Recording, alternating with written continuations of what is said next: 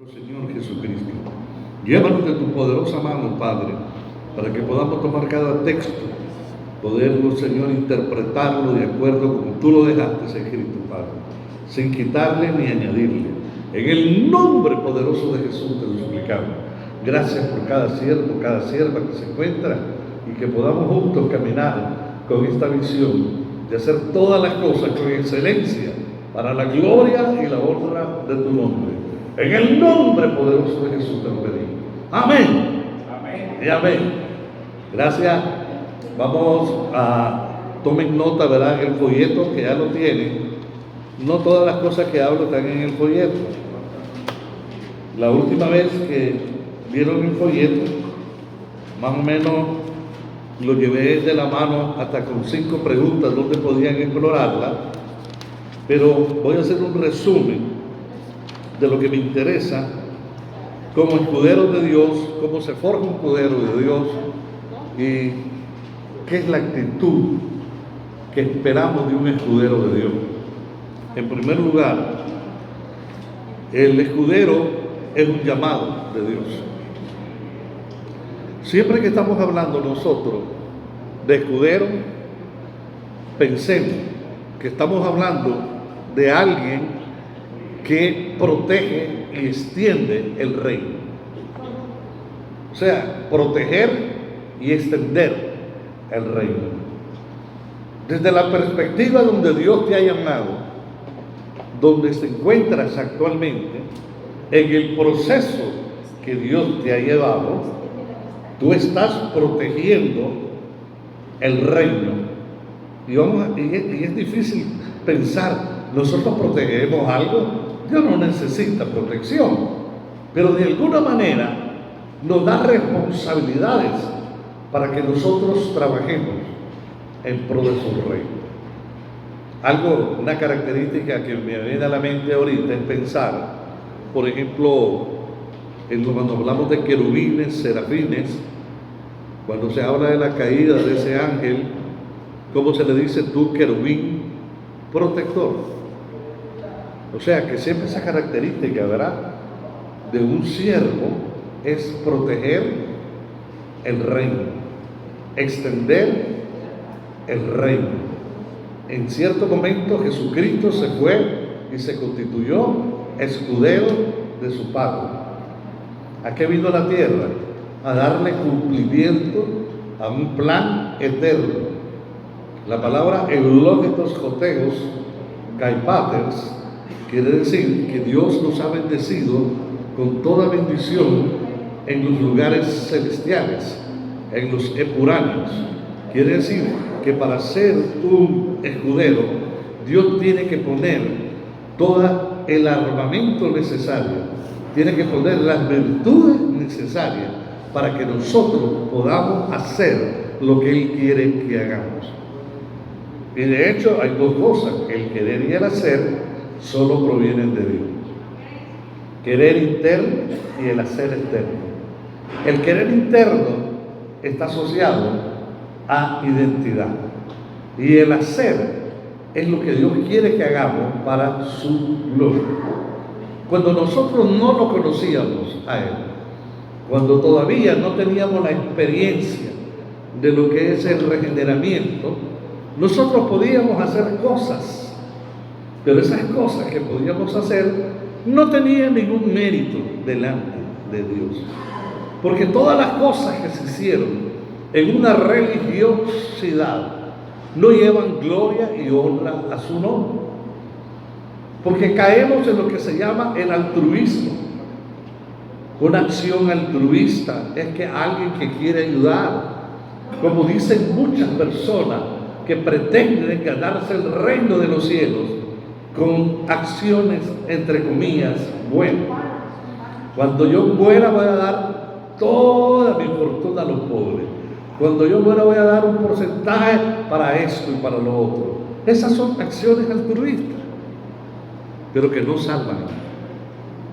Las obras que Dios llama de antemano son las que llevan fruto en su nombre. O sea, dicen 2:10 de Efesios, que Él nos llamó para que anduviésemos en obras que Él preparó de antemano desde antes de la fundación del mundo. 2:10 de Efesios, si quieren pueden leerlo. Alguien que tenga una voz de trompeta, Efesios 2:10, por favor, silencien los teléfonos o silencien los teléfonos porque entran desde allá al fondo. Si ustedes se van, hasta aquí se oye cuando están hablando. El sistema de la iglesia tiene eso, ¿verdad? Allá estaba hablando alguien y se ve como que estaba aquí delante. Sí. Gloria a Dios. Porque somos hechura suya, creados en Cristo Jesús para buenas obras, las cuales Dios preparó de antemano para que anduviésemos bien. Oye eso, grábense eso. Vuélvalo a repetir. Una mujer con voz de trompeta ahí. Porque somos hechuras suyas, creados en Cristo Jesús para buenas obras, las cuales Dios preparó de antemano para que anduviésemos bien. Subraya ese texto, por favor. Si usted comienza a leer el ordenamiento lógico del texto, se va a dar cuenta que hay muchos elementos preciosos que hay que estudiar ahí. Dice que fuimos creados según Dios. Quiere decir que hay una creación que hace Dios en nosotros, que no se puede forjar ni en institutos bíblicos, ni en universidades, ni en seminarios. Es una obra exclusiva del Espíritu Santo de Dios. Dice, hemos sido creados según Dios. Una de las cosas maravillosas que Dios tiene que trabajar en lo interno nuestro es que Él va a poner esas virtudes necesarias, virtudes que tienen que manifestarse en nosotros, virtudes que vienen a ser en determinado momento para provecho del cuerpo de Cristo.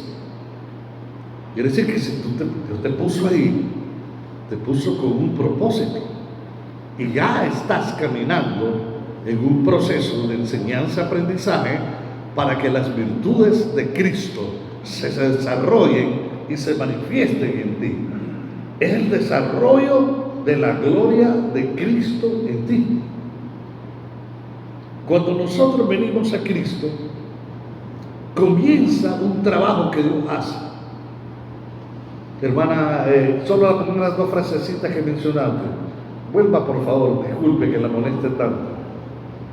Porque somos hechuras suyas, creados en Cristo Jesús para buenas obras, las cuales Dios preparó de antemano para que anduviésemos bien.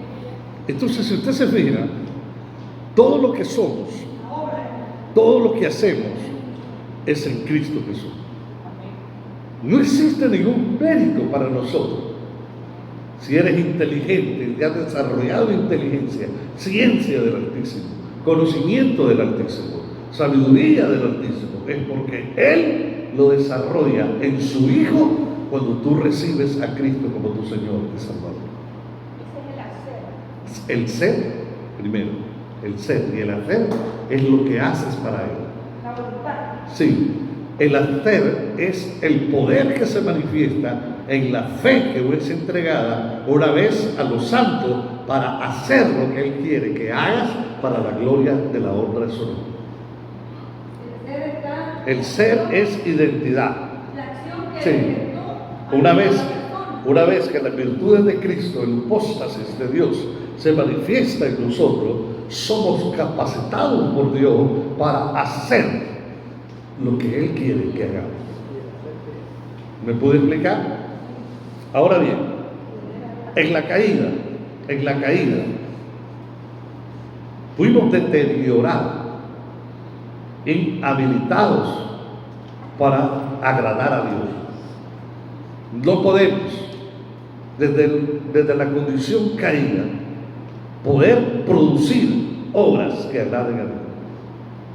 Entonces, es como un descenso que el hombre entró en ese caminar. Y ahorita la palabra caminar quiero utilizarla como lo que es el objetivo que te lleva a alcanzar una meta.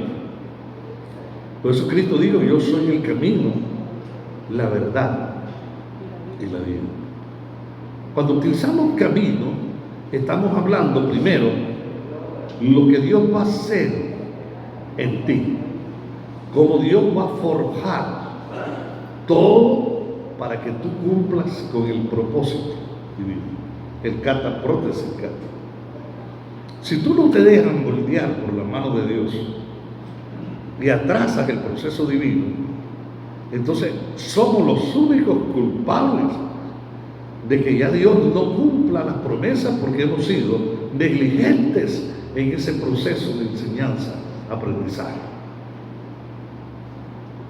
¿Cuánto tiempo perdí? Tiempo que no se recupera cuando no lo sabemos utilizar. ¿Cuánto tiempo utilizamos de vuelta a nuestros hogares y familias para lo que nosotros escudriñemos la palabra de Dios? Y mira que usa la palabra que el Señor utilizó: escudriñar la palabra de Dios. No leerla, leerla trae bendición, pero escudriñarla tiene que ver con un estudio profundo, exegético, hermenéutico de la palabra. Recuerdan que la última vez que estudiamos, les dije que usted nunca se pare en un púlpito a hacer una conferencia si lo que vas a enseñar no lo has visto en tres aspectos. El primer aspecto es el textual. Los textos, ¿qué dicen los textos? Hablando de los textos originales, con relación a cómo se escribió la Biblia. El segundo aspecto es el teológico. Hablaba hoy el pastor en la mañana de Teodios, Logos, estudio, tratado, que es en base a la revelación que Dios ha hecho de su persona. Y el tercer aspecto que no puedes obviar en un estudio y en un seminario es el experimental. Porque el experimental tiene que ver con el efecto que provoca en nuestras vidas. El efecto que hace en las comunidades eclesiales. Para que nosotros nos demos cuenta que la palabra tiene poder. Cuando la palabra se enseña de una manera correcta, esta va a producir fruto. Entonces, quiere decir que todos nosotros, de alguna manera, comenzamos en un camino que tenemos que salir del camino trillado religioso que se nos formó en una cosmogonía, en una filosofía de la vida, porque no es según revelación de Dios. Dios tiene que llevarnos por ese camino. Y como decía el pastor Tilson temprano, no importa lo que tengas que pasar, porque Dios está en control. Y si tú sabes que Dios está en control, ¿por qué me voy a preocupar del mañana? Y nosotros tenemos ese problema, que traemos a colación cosas que no debiéramos de preocuparnos. Porque si estamos en las manos de Dios, si hemos sido tocados por el poder de Dios, si estamos llenos de la presencia de Dios, hay cosas que son secundarias que no deben de preocuparme, como el que comeremos, el que beberemos, el que vestiremos. Buscar primeramente el reino de Dios y su justicia, y lo demás vendrá por añadidura. Tu relación con Dios es la prioridad. Este camino lo he llamado el camino de la enseñanza, aprendizaje, porque desde el día que Dios te tocó y te trae, hay un momento que comienza lo que nosotros llamamos la regeneración. Y en la regeneración es un acto único en tu vida. Después viene el proceso de la entera santificación, que son procesos y periodos que vas alcanzando en la vida hasta alcanzar la estatura de un varón perfecto en Cristo Jesús. Pero no podemos ser negligentes. Yo me asusto cuando nosotros perdemos el paso en la enseñanza, cuando estamos perdiendo cosas preciosas que el Espíritu nos quiere enseñar. Hay cosas que Dios te quiere entregar, pero no puede hacerlo el Espíritu si estamos demostrando una actitud negligente. El apóstol Pablo llega a una congregación y cuando la mira el apóstol Pablo, lo primero que piensa dice: tengo que comunicarles tantas cosas profundas del Espíritu, pero no puedo hacerlos, pues habéis hecho tardos de entendimiento. O sea, cuántas cosas Dios nos quiere entregar, pero somos infieles. Somos infieles. La santidad, que tiene que ser una santidad progresiva, no la estamos viviendo. No estamos siguiendo el ordenamiento de la santidad. Una santidad que tiene que ser progresiva en el sentido de que tú eres santo, y la santidad siempre quiere ir hacia adelante con un proceso. Hoy soy santo, soy más santo que ayer, pero mañana seré más santo que hoy. Y entramos en procesos de retrocesos espirituales. Y cuando va la enseñanza profunda del Espíritu que Dios te quiere entregar, nos hacemos tarde para comprender. No entiendo, no comprendo. Sería de una manera práctica de enseñarse si siguieras los lineamientos de la palabra de nuestro Dios. Este camino de la enseñanza-aprendizaje es el camino que te va a llevar a la verdadera meta de la felicidad. Felicidad que no la vas a hallar aquí abajo, porque no hay mayor felicidad que estar dentro de la voluntad del Altísimo. Puedes hacer miles de actividades aquí en la tierra, miles de actividades, pero no tienen fruto. Lo que lleva fruto es lo que Dios te revela, que quiere que hagas para Él. En Jeremías 31:12, quiero que vayan bien rápido conmigo, a ver cómo te trompeto. Jeremías 31:12, sí. 31:12. Veamos si corresponde. Sí. Y vendrán con gritos de gozo en lo alto de Sión, y correrán al bien de Jehová, al pan, al vino, al aceite, y al ganado de las ovejas y de las vacas. Y su alma será como huerto de riego, y nunca más tendrá dolor. Su alma no será como huerto de riego. ¿Cuántos alaban? Aquí lo que te está diciendo este pasaje bíblico, que toda persona que pone diligencia en la enseñanza y en el aprendizaje de la palabra, será visible verles, en su rostro será radiante, porque tu alma interna, como un huerto de riego, florecerá. Y al florecer tu alma como huerto de riego, será visible en tu rostro, tendrá un aspecto radiante. Será como un barco plantado junto a la corriente de agua. Aleluya. Muy bien. ¿Te acuerdas cuando el caso de Esteban? ¿Qué pasa con Esteban? Lo estaban apedreando, lo estaban lapidando a Esteban. Y un momento difícil que lo estaba llevando a la muerte. Pero la gente que estaba viendo el momento de la muerte de Esteban, el juicio que estaban sometiendo a Esteban, pudieron ver algo glorioso en Esteban. Dice que miraban su rostro resplandeciente. ¡Qué maravilloso! Un hombre que está siendo expuesto a un juicio, de tal manera está cayendo juicio sobre él, pero el testimonio que da hacia afuera es que su rostro, en vez de ser debilucho, masacrado como le estaban atacando, lo que pudieron ver fue un rostro radiante. Aleluya.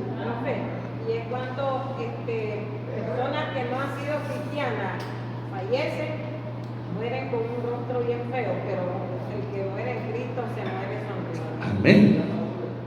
Y esos se mueren en Cristo, pero también digo que hay creyentes que pueden reflejar la gloria de Dios durante toda su vida cotidiana en la tierra.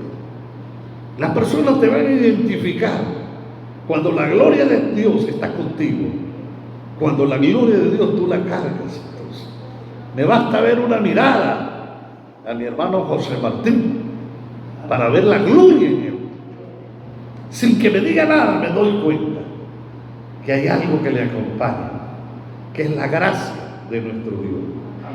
Entonces, amado, cuando estamos hablando del camino de enseñanza-aprendizaje, gloria a Dios, está la siervita, gloria a Dios,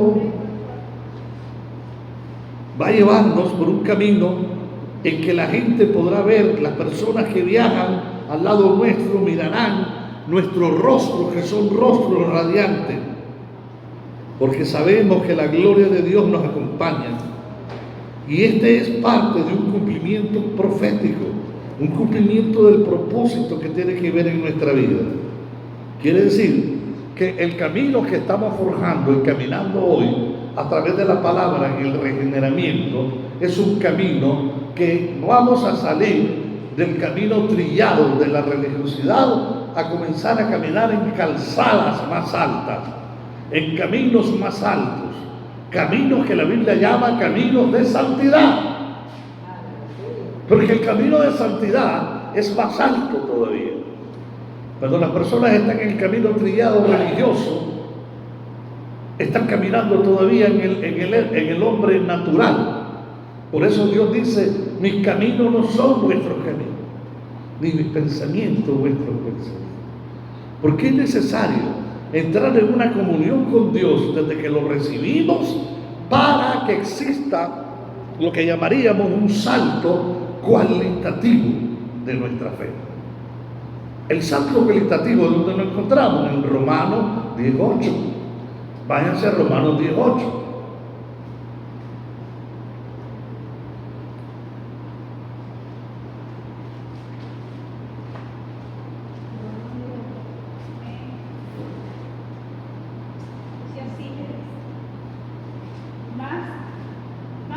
¿Qué dices?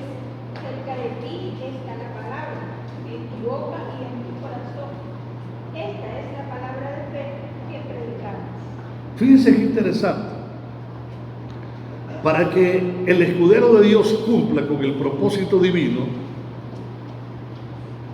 tratan de poner nota, que no está en el folleto lo que estoy hablando. El folleto se lo di a tanta exigencia de ustedes, porque yo les dije: copien lo que estoy hablando.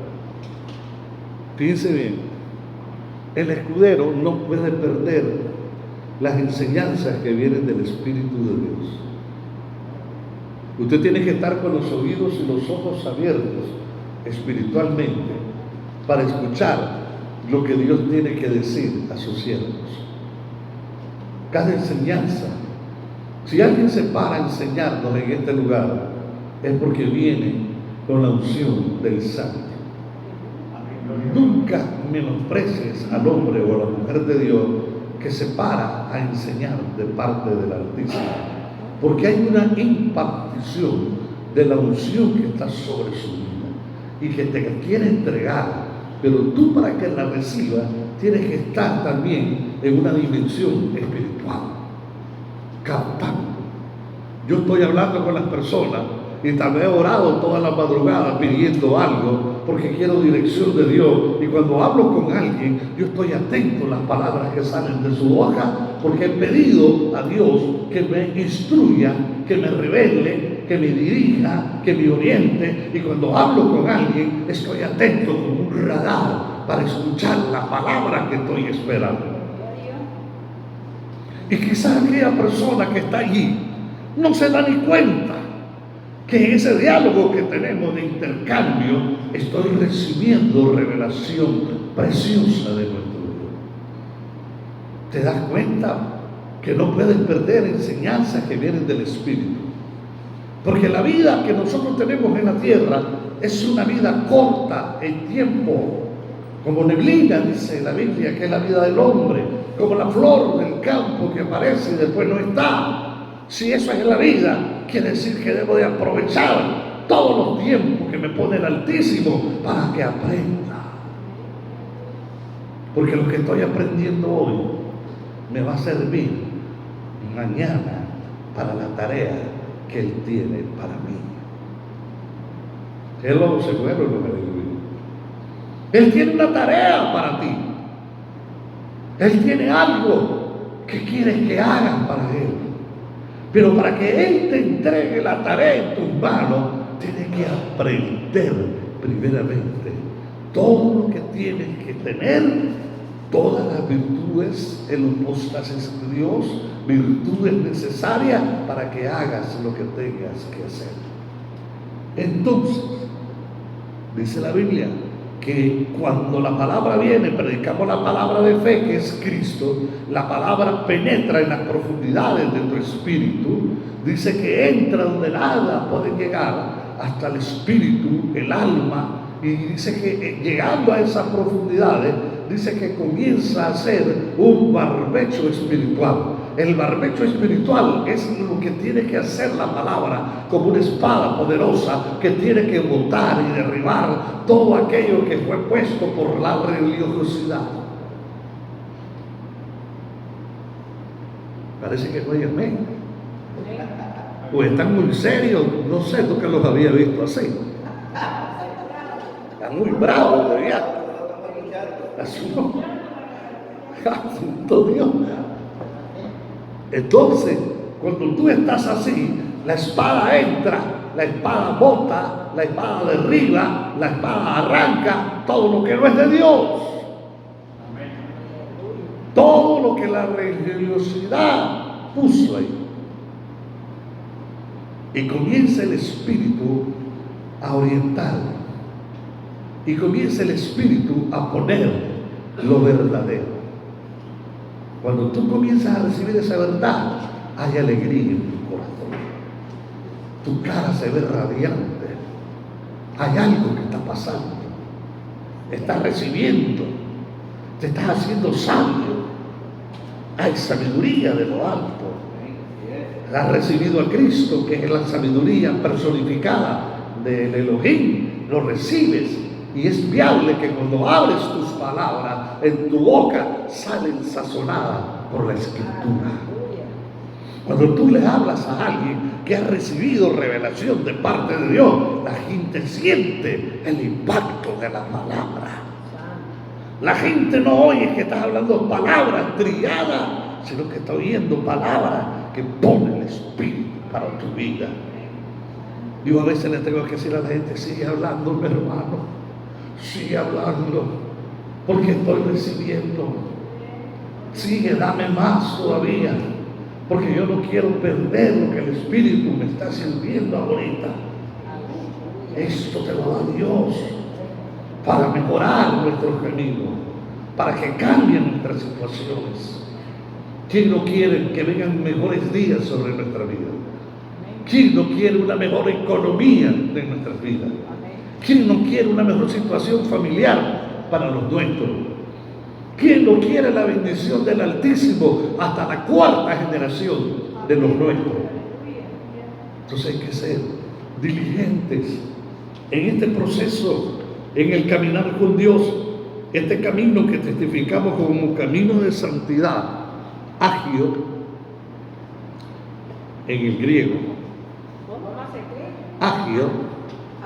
Agio, H-A-T-I-O, agio en el griego, kadosh en el hebreo, santo, se me fue parece, agio,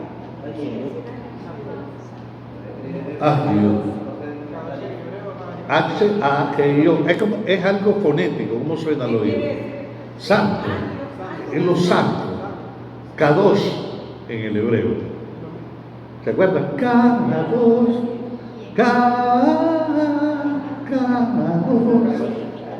aleluya. Oye esos pastores. Oye, qué rica. Ese canto siento caricia del Espíritu. A eso me refiero.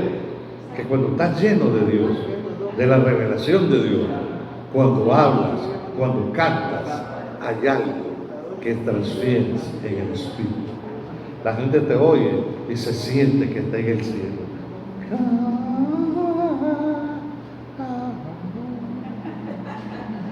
Es verdad. No es verdad lo que le estoy diciendo. Tú puedes oír a otro que cante, está cantando en la carne. Hasta a veces no quieres ni que esté cantando. Santo Dios. Hasta es molesto aquello. Pero cuando andas en el Espíritu, puedes sentir los toques de Dios. Amén. Fíjense qué interesante. Voy a parar un momento ahí. Porque en el caso de David daba testimonio con su vida. Y cuando Saúl comenzó a ser afligido por un espíritu que lo atormentaba, alguien dijo que conocía a un joven que era capaz de tocar el arpa de tal manera que se transmitía paz cuando cantaba. Aleluya. Quiere decir que esto que estamos hablando de transmitir paz, nos estamos refiriendo a que la vida de David estaba llena de una experiencia diaria. Él estaba acostumbrado a ministrar a Dios. Cada vez que hablo de ministrar a Dios, me estoy refiriendo a buscar la voluntad de Dios. Buscaba la voluntad de Dios, y por buscar la voluntad de Dios había una llenura de la unción del Altísimo sobre la vida de él. Quiere decir, hay una palabra en el hebreo que es Nagán. Nagán, N-A, como suena, eso es literal, fonética al oído, no se escribe así, obviamente. Nagán, y esta palabra Nagán tiene que ver con un toque. Sí, Nagán. N-A-G-A-M, Nagam. Esto tiene que ver que David, como un escudero, cuando tocaba el arpa, había un testimonio de la gente que estaba en su alrededor. Seguramente era una adoración, una alabanza diaria que hacía. Y alguien, o muchos de los que pasaban por el lugar donde estaba David, lo habían visto, y no solo visto, habían escuchado, y no solo escuchado, sino que habían sido tocados por aquella adoración y la alabanza.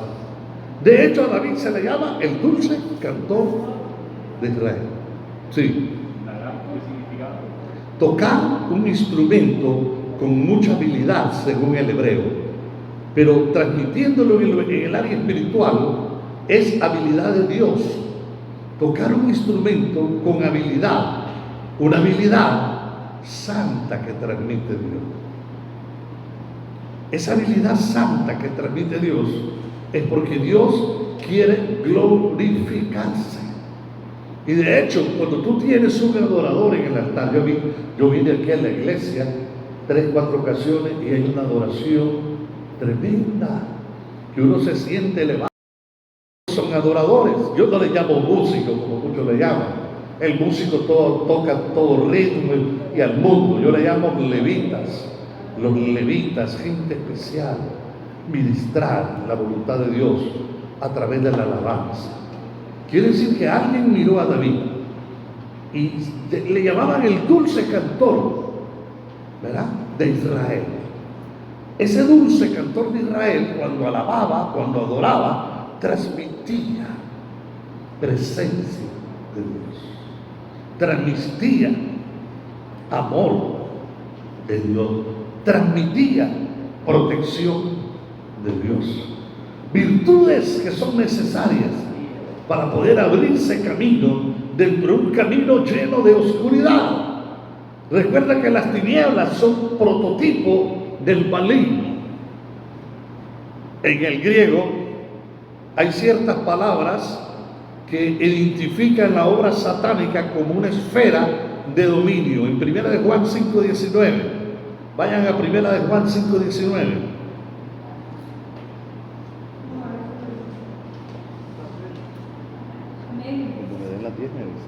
Sabemos que somos de Dios y el mundo entero está bajo el maligno.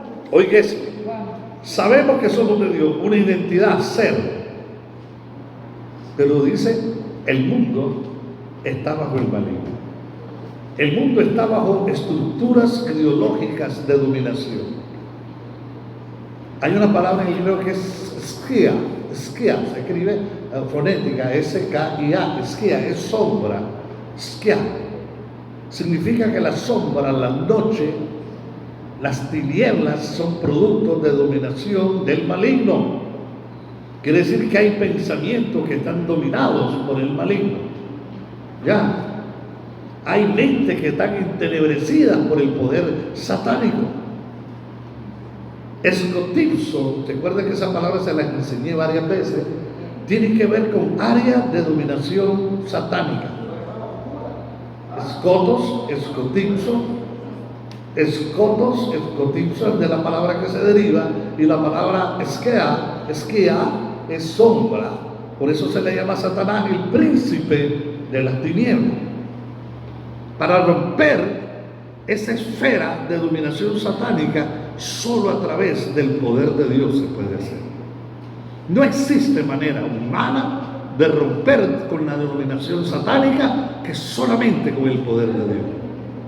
Hello. Ahora bien, fíjate, dice que donde no está Dios, ¿qué predomina? Las tinieblas. Por eso dice que donde llega la luz, usted se ha fijado, yo estuve en la montaña dando mi servicio social y miré que muchas veces cuando yo llegaba en la parte más grosura de la noche oscura, cuando encendía mi foco en mi mano llevaba, yo miraba como el cono de luz entraba a las partes más densas de oscuridad, el cono de luz, y podía esparcirse por casi 100 metros, pero yo miraba que en el cono de luz las tinieblas y la oscuridad no podían entrar en ella. Aleluya. Donde iba el cono iba limpio y solo miraba en derredor la oscuridad. Quiere decir que para romper esa dominación de dominio satánico, solo a través de la palabra de nuestro Dios y del Espíritu Santo se puede hacer. Quiere decir que David, como un escudero de Dios, estaba siendo ya desde temprana edad entrenado.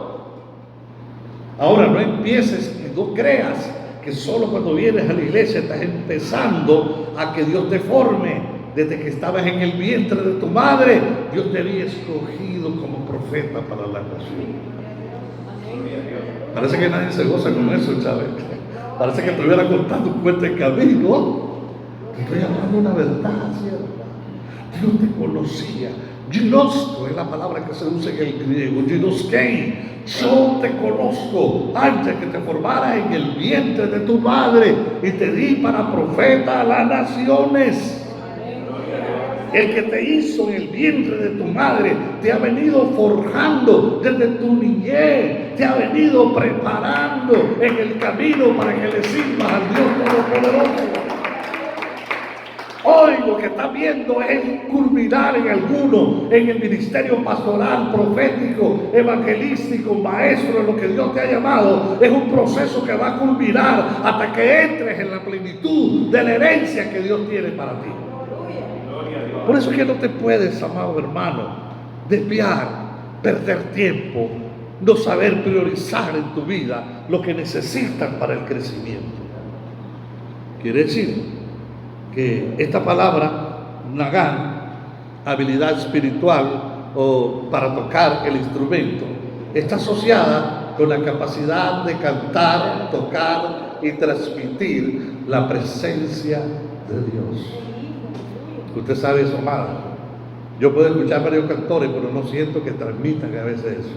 Pero cuando alguien se para y comienza a cantar, siento que en mi espíritu, hay algo. Santo Dios, lo quedo viendo el siervo. Hay algo en ese siervo. Aleluya. Con toda la alabanza a Dios. Te pone los pelos parados de viaje. ¡Ay, Samaya, Sohama! Poderoso Espíritu Santo que te toca. Y no quieres que pare de tocar, porque llena tu vida. Te puede hacer hasta llorar, te puede hacer hasta estremecerte, te puede quebrantar en el lugar donde estás. Hay liberación cuando canta. Los demonios no pueden permanecer en los cuerpos, se agitan y salen de los cuerpos. Cuando alguien ungido en el poder de la alabanza está ministrando en espíritu y en verdad. Es que no me creyeron en este lado. No oigo los amén. Poderoso Dios. Seguimos. Paramos. Tenemos que seguir, amados. Poderoso Espíritu Santo. Quiere decir, amados, que el tocar como una característica propia del carácter del escudero. Había aprendido que cuando ministraba, algo precioso salía de esta alabanza. Transmitía gozo, transmitía fuerza, transmitía valentía. Era algo vigorizante. ¿Vos has sentido cuando alguien te ministra con una alabanza que te cambia toda la perspectiva? Viniste triste y de pronto sentís, estoy capaz de derrotar un gigante que me salga ahorita. ¿Sí o no? A veces agobiado por los problemas, de pronto una alabanza, una administración profunda del Espíritu, te sientes diferente. Porque es Dios el que está trabajando. Ya lo había hecho, entonces este varón había sido prácticamente, y la palabra Nagam que aparece en este texto, era posible que esa alabanza que tenía en sus labios llegara hasta el corazón de las personas que lo oían. Podía llegar al corazón de las personas y podía transmitir aquellas cosas que esas personas no tenían. Sí. Disculpe, pero cuando la persona está poseída, como lo estaba Saúl, porque él era el que lo atormentaba, hay personas que cuando andan poseídas más bien cae mal la unción, porque yo ya he mirado, es decir, el recibe, el que anda bien con Dios se llena, pero el que anda mal, más bien se irrita, bueno, como Saúl que quiso matar a David. Sí, pero bueno, habríamos que explicar mucho eso, ¿cierto? En una clase de liberación. Solo te voy a decir tres cosas que la manejen. Hay influencia satánica, hay opresión satánica y hay posesión satánica. ¿Opresión? Influencia, opresión y posesión. La posesión es el último paso donde la persona pierde el control de todos sus sentidos, lo domina, como el endemoniado gadareno que habitaba en los sepulcros y se rayaba, ya no tenía conciencia en sí mismo, estaba poseído. Otra es opresión. La opresión puede venir momentos que hay una dominación en las personas, pero no están poseídas, pero sí están recibiendo opresión e influencia cuando esporádicamente esa persona se deja que el enemigo las influencie. Habría que ver cuál de las tres. En este caso dice que había un espíritu que posiblemente, mira, si Saúl podía hablar y coordinar, aunque pudiera tener algunas acciones, no tenía una posesión todavía, porque la posesión es cuando la persona pierde el dominio de sus sentidos, de su facultad ya psíquica, ya no puede dominar su cuerpo. ¿Me explico o no me expliqué? Entonces, para poder explicar esa área, es un área de liberación. Sí. Ahorita, sí. Entonces, ¿qué es lo que quiero aquí? Lo que quiero que mires algo. Que Saúl se sentía mal. ¿Qué puede causar un espíritu? Depresión. ¿Qué te puede traer más ese espíritu? Sí, depresión. Eso es peligrosísimo. El espíritu depresivo te puede llevar al suicidio. ¿Qué otra cosa? A ver, que me ayuden esos teólogos. Puede haber depresión, culpabilidad, temor, mucho miedo también en las personas. Ansiedad. Es correcto. Entonces, ustedes mismos están dando una respuesta de las posibles cosas que le estaban pasando. Aunque podríamos decir que de pronto se perdía Saúl, ¿verdad? Sí. Tiene que ver con el ambiente. Sí. Lo que habla de la opresión y la posesión tiene que ver con las puertas que se abren. Sí.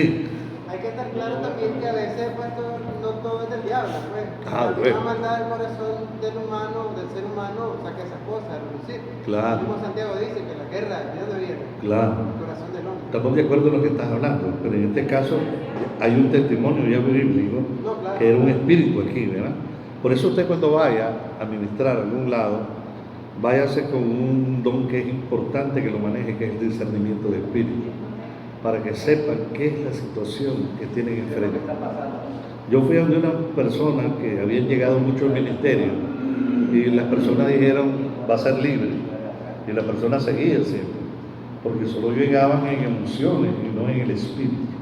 Entonces, cuando vos vas a ministrar a alguien, tenés que saber qué es lo que está pasando, qué espíritu está operando ahí, porque si no, vamos a tener terribles errores, porque muchos llegaban a decirle, se va a levantar. Cuando yo llego a ese acuerdo, no era eso, y también el Señor me muestra que se la va a llevar, y ella te tiene que decir algo. O sea, era diferente a lo que le habían planteado los otros ministerios. ¿Cómo estamos con el tiempo? ¿Sí? 7 minutitos, vamos a cerrar un tiempo. Por favor, permítanme avanzar un poco, ¿sí? Entonces, esta parte entonces, en que se estaba moviendo David como un escudero, es tan importante en nuestra vida, porque cuando la Biblia dice en espíritu y en verdad tales adoradores busca a Dios, estamos hablando que la alabanza y la adoración no solo son cosas instrumentales. Cantemos una alabanza, movimiento, cantemos una adoración suave. Más bien hablamos de la adoración como un estilo de vida. Un estilo de vida. Quiere decir, yo por ejemplo le digo mucho a mis hermanos que tocan lindo, precioso, pero también les exhorto a que busquen una praxis de lo que están cantando. Porque a veces hay voces bellas, preciosas, jilgueros, como cantan, pero ahí está divorciado el canto de la vida práctica. Y eso pasa mucho en nuestras iglesias. En otros no, gloria a Dios. Ahí tenemos un salmista, ahí atrás también. Vino un salmista, mira. Él sabe de lo que estamos hablando. Así es, ¿verdad? Muchos que... Amén. Entonces, muchas veces, si tú no... Mire, yo canto alabanza, pero la alabanza, caso de David, por ejemplo, muchas de las experiencias que tenía David, sus cantos eran propiamente también de experiencia en su vida. Por ejemplo, ¿de dónde vendrá mi socorro? Mi socorro viene de Jehová.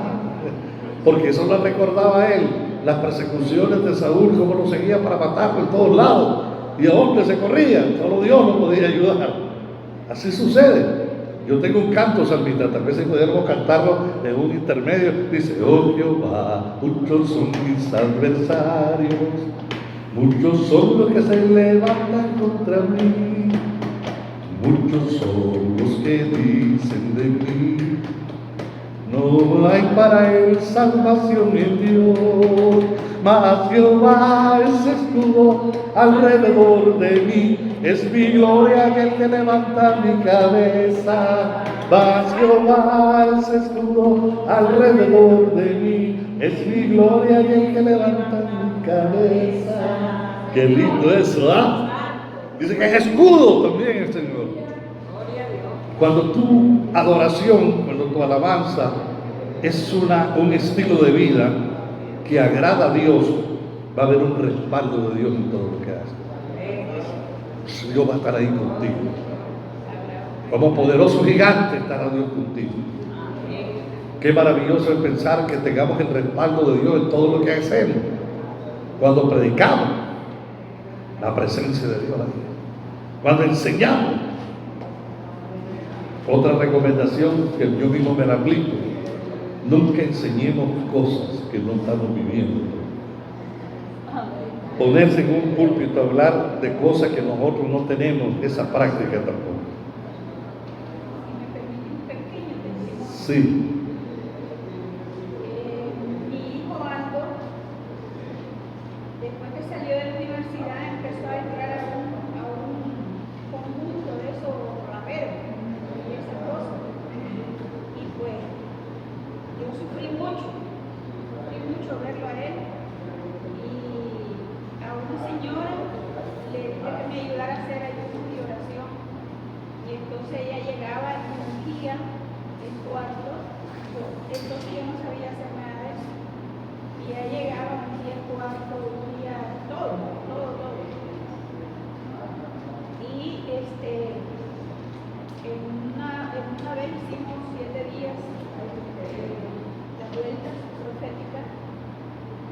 creyendo en Dios, no declarando, creyendo en Dios que Dios lo iba a cambiar.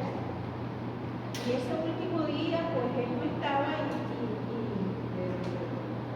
y nosotros dijimos, yo en mi corazón, en mi mente, porque él ya sabía tocar la guitarra.